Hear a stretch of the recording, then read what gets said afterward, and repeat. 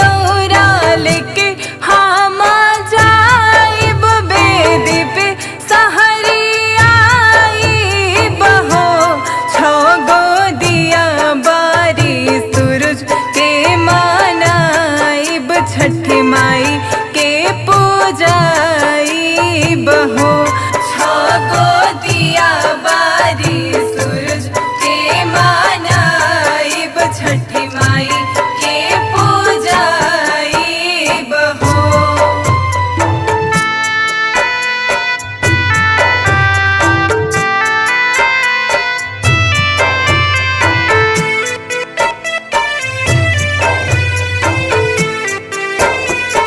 लावण्य recording studio Rasulpur कोरिगांव Bhagwanpur Vaishali.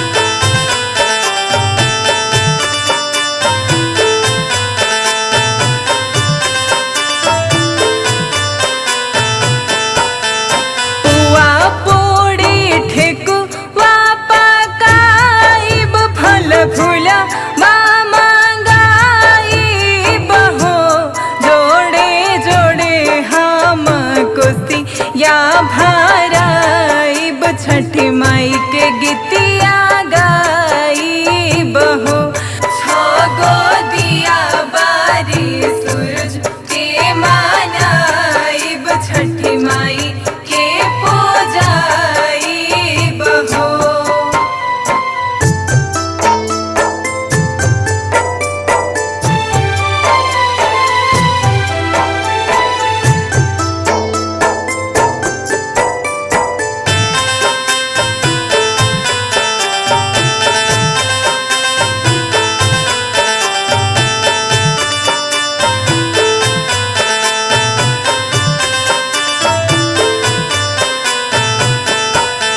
गोतीनी दे दिन के ले जाइब हम वीडियो बनाइब हो अर्घ दे सूरज देव के मनाइब राजू दिव्या संग लाइब हो छो गो दिया बारी सूरज के मनाइब छठी माई के पूजाइब हो।